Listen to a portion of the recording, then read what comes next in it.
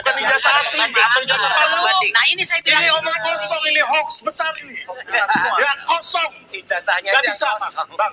Gak bisa mereka meneliti ijazah yang di hanya sosial media yang digital. Yang harus diteliti adalah ijazah yang palsu, yang asli, atau ijazah asli yang dipalsukan. Saya nanti bicara. Itu baru benar. Oke, Mas Roy, silakan. Jadi waktu itu ada kesempatan yang sangat bagus yang namanya gelar perkara khusus yang dibayangkan oleh kita dan juga yang dibayangkan oleh masyarakat Indonesia ketika gelar perkara khusus itu adalah waktu itu berarti disajikan semuanya bukti-bukti di Barreskrim ya, jangankan disajikan secara aslinya atau analognya, disajikan digitalnya saja tidak, padahal kami sudah mempresentasikan dan file itu banyak bisa diakses di mana-mana.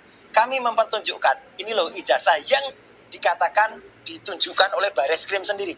Jadi bukan hanya sekedar fotokopi, fotokopinya ditunjuk oleh Barreskrim. Barreskrim saja hanya bisa menunjukkan fotokopi. Kalau Barreskrim sudah pernah meneliti yang asli, dia pasti menunjukkan yang asli. Nyatanya ditunjukkan pada saat konferensi pers tanggal 22 Mei itu adalah fotokopi. Dan fotokopi itu saya uji dengan perbandingan ijazah 11-15 miliknya Fronojiwo, 11-16 miliknya Hari Mulyono, 11-17 miliknya Sri Murtiningsih, semuanya dibandingkan, semuanya identik kecuali yang 11-20 miliknya Joko Widodo itu dia identik. Dan yang paling baru Mas, kami sekarang sudah memegang lebih dari 10 ijazah asli milik kakak angkatan kami yang sama-sama periodenya, yaitu pada tahun 85 lulusan dari UGM. Dan itu kita siap. Sekarang kita tantang Barreskrim. Mana aslinya? Jangan hanya omon-omon. Kalau ada aslinya, tunjukkan. Kita ini siap penyesatan terbesar lagi yang barusan dilakukan oleh Mas Roy saat ini. Kenapa? Waktu disita oleh Barreskrim Mabes Polri itu ijazah aslinya. Makanya waktu konvensi pers itu ditunjukkan fotokopinya dan di sampingnya foto ijazah aslinya. Dan waktu itu juga ya kan sudah ada kan barang bukti ini penerimaan untuk ijazah aslinya. Itu Mas Roy. Ya, jadi ini penyesatan. Bukan penyesatan. Ini orang suka menyesatkan gini. Makanya yang menyesatkan Sylvester. Nggak mungkin dong saya menyesatkan. Saya bukan tertuduh. Anda akan jadi narapidana. Gila. Saya keberatan saya kasih tahu ya. Saya kasih tahu ya. Saya keberatan. Saya keberatan.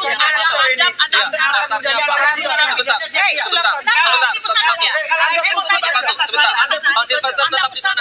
Ibu Kurnia, Ibu, saya mau tanya, Anda pesan kepada polisi? Anda pesan kepada polisi? Bapak Ibu, Ibu tetap di sana. Tetap di sana. Oh, pesanan ya? Ibu tetap di sana. Pesanan. Saya mau tanya, pasti jadi ini pesanan. Pemirsa interupsi segera kembali usai jeda. Tetaplah bersama kami. Pesanan.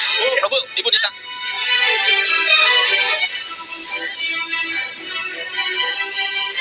Saya pikir sebenarnya isu ijazah palsu dan juga isu pemaksulan ini udah game over ya.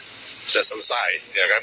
Tinggal kita lihat drama-drama dan telenovela yang akan terjadi mulai nanti penyidikan, terus ditetapkan para tersangka, mungkin lebih banyak dari 5 nih ya kan. Nah, itu kewenangan penyidik. Setelah itu nanti ada terdakwa dan juga narapidananya siapa gitu loh. Jadi karena apa? Karena kalau saya sebagai masyarakat juga, ya kan termasuk juga saya orang hukum juga. Ya teman-teman, selamat datang lagi di channel kita. Dan kali ini kita membahas tentang yang lagi panas-panasnya tentang ijazah dari Presiden ke-7 yaitu Joko Widodo.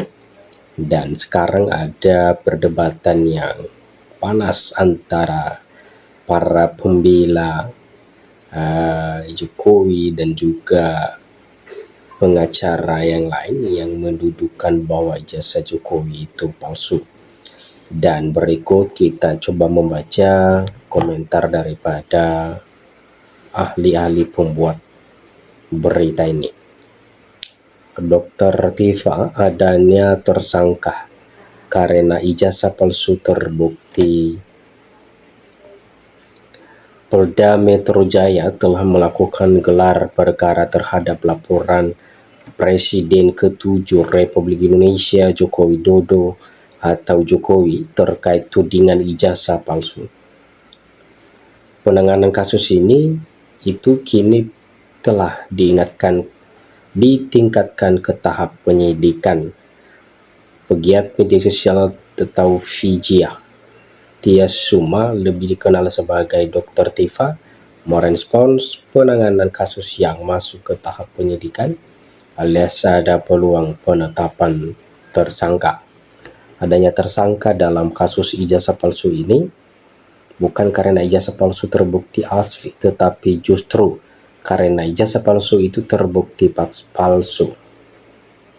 Dr. Tifa melalui akun pribadinya. Masalahnya hanya si pemalsu ijazah punya duit banyak saja katanya. Dr. Tifa juga mempertanyakan muasal sumber uang tersebut. Ingat saja, duit banyak itu asalnya dari mana, dan Allah nanti yang akan membalas dengan balasan yang telak setelak-telaknya. Sebelumnya, Kabid Humas Polda Metro Jaya Kombes Ade Ari Syam Indrali mengatakan pihaknya telah melakukan gelar perkara terhadap 6 laporan terkait ijazah palsu, yang satunya dilaporkan langsung oleh Jokowi. Gelar perkara itu dilakukan oleh penyidik Subdit Keamanan Negara Direktorat Reserse Kriminal Umum Polda Metro Jaya pada Kamis. Berdasarkan hasil gelar perkara tadi malam, maka terhadap laporan polisi yang pertama, pelapornya adalah Saudara Insinyur HJW dalam proses penyelidikan yang sudah dilakukan. Dalam gelar perkara disimpulkan ditemukan hasil penyelidikan sudah ditemukan dugaan peristiwa pidana, sehingga perkaranya ditingkatkan ke tahap penyidikan, kata Ade di Polda Metro Jaya. Ia menjelaskan laporannya itu adalah terkait dugaan pencemaran nama baik yang dilakukan terhadap pelapor. Adapun pasal yang disangkakan adalah pasal 310 KUHP dan atau pasal 311 KUHP dan atau pasal 35 ayat 1 Undang-Undang tentang ITE. Itu ada 1 LP terkait peristiwa ini, pelapor Insinyur HJW, kata Ade. Sementara itu terkait 5 laporan lainnya, 3 laporan diantaranya dinaikin ke tahap penyidikan, sementara 2 laporan lainnya akan segera diberi kepastian hukum. Mengingat pelapornya mencabut laporan dan tidak hadir dalam undangan klarifikasi. Jadi ada 2 peristiwa yang besar. Pertama, pencemaran nama baik, itu ada pelapornya naik ke penyidikan. Kelompok kedua, penghasutan dan undang-undang ITE. 3, laporan naik penyidikan. 2 laporan akan segera diberi kepastian hukum. Meski begitu, polisi masih belum menemukan tersangka dalam kasus itu. Dalam tahap penyidikan, polisi akan mengungkap pihak yang akan menjadi tersangka dalam kasus tersebut. Ya, teman-teman, ini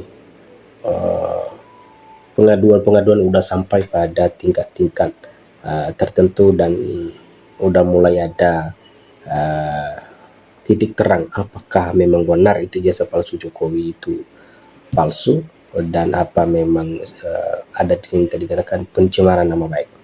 Oke teman-teman, sampai jumpa lagi di video berikutnya. Terima kasih.